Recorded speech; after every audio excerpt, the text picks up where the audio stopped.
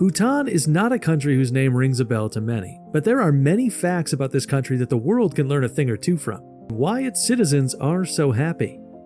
No plastic. Since 1999, plastic has been banned in Bhutan. By law, people can be fined or otherwise punished for being in possession of plastic bags. Instead, the people are encouraged to use baskets locally woven from organic biodegradable materials. Sadly, enforcement of this law has been rather slack and plastic is still used in many areas of the country. However, the no plastic law certainly shows the government's policy intentions. Sustainability is key. Bhutan's government takes environmental sustainability very seriously. Environmentalism is enshrined in the country's constitution. For example, citizens are legally obligated to protect the environment. Moreover, the country's laws state that the country must be 60% forested at all times. This law has clearly been effective. The country typically carries out massive tree planting campaigns to celebrate important national events and ceremonies. At the moment, around 70% of the country is covered by lush forests. Moreover, the country alongside Suriname are the only two countries in the world that are carbon negative. This means that it removes more carbon dioxide from the atmosphere than it introduces to the environment. No traffic lights. Visitors to Bhutan are often amazed to learn that the entire country has no traffic lights. As the country does not have a large population, the number of cars on the streets is relatively few, and traffic gridlocks are rare. Traffic is controlled manually by smartly dressed police officers. However, there are several traffic signs typically written in English and in the local language to guide pedestrians. The Land of Thunder. You may have heard that Bhutan is nicknamed the Land of the Thundering Dragon. Indeed, the country's flag features a dragon.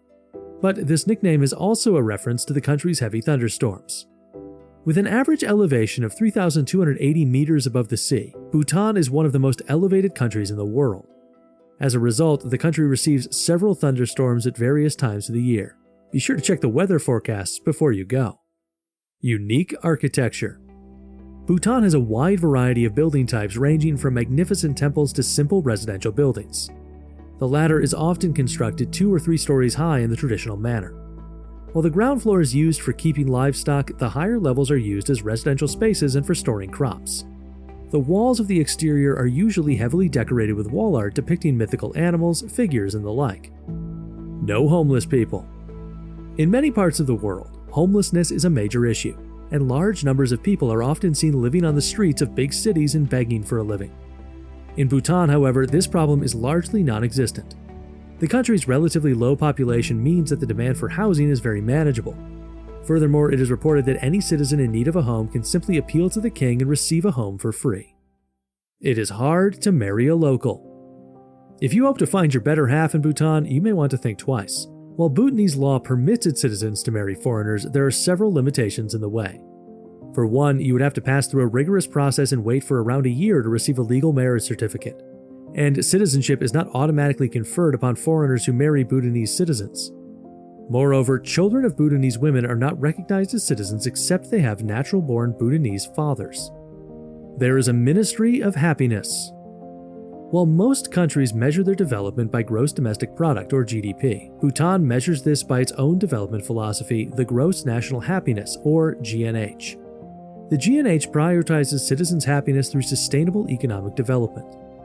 The government's Gross National Happiness Commission, or the Ministry of Happiness, the only such ministry in the world, was created to promote citizens' happiness. Many have opined that the Bhutanese are the happiest people in the world. A country in isolation. Bhutan's geographical location, high up in the Himalayas, places it in a rather secluded spot from the rest of the world. However, the country's isolation has been largely self-imposed. Today, Bhutan has witnessed a steady increase in interest from international tourists. However, for much of its modern history, Bhutan was sealed off from the world's gaze. Until 1974, foreign visitors were prohibited from visiting the country. The government feared that open contact with the international community would result in the erosion of the country's cultural identity. Even after the ban on tourism was lifted, televisions and the internet was prohibited until 2009. 100% organic. Bhutan is the only country on Earth in which agriculture is fully organic by law. All synthetic fertilizers, pesticides, and other agrochemicals are banned in the country. The government moved to ban synthetic chemicals as they are often washed off the slopey Bhutanese soil into water bodies, which makes them harmful to animals. Furthermore, an all-natural system of agriculture is viewed as better in line with the country's Buddhist beliefs of natural harmony. A pro-women culture. In most parts of the world, male children traditionally receive the lion's share of inheritances. However, the reverse is the case in Bhutan. Being a matrilineal society, Bhutanese girls receive most of the inheritance, including land and livestock.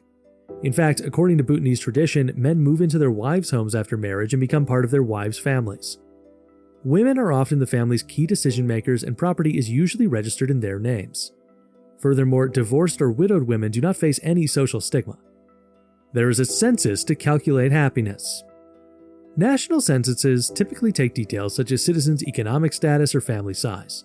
However, censuses in Bhutan also measure a very unusual statistic: happiness. Citizens are required during censuses to indicate how happy and satisfied they feel about their lives. The Gross National Happiness (GNH) Index is used to measure how happy the people are. This index considers a wide variety of factors ranging from psychological well-being to community, living standards, environment, and cultural resilience. Free education and healthcare. Since the 1970s, the Bhutanese government has provided universal free healthcare to its people. Virtually all hospitals are owned by the government, which pays the medical staff. Citizens in need of healthcare assistance can choose to receive treatment either at the Western medicine hospitals or the traditional ones. Furthermore, education is free in Bhutan for children from the age of 5. This is to ensure that all citizens are given the basic educational requirements to lead prosperous and happy lives. No smoking. If you ever visit Bhutan, you are very unlikely to see anyone lighting up a smoke. The country stopped the sales of tobacco in 2004, following this up with a complete ban in 2004. The government views smoking as distasteful both from religious and medical perspectives. It is forbidden to plant, manufacture, or sell tobacco products in the country. Even cigarette adverts are banned in Bhutan. However, the law is now slightly relaxed and tourists may be allowed to bring in tobacco products for their personal use. Travel restrictions.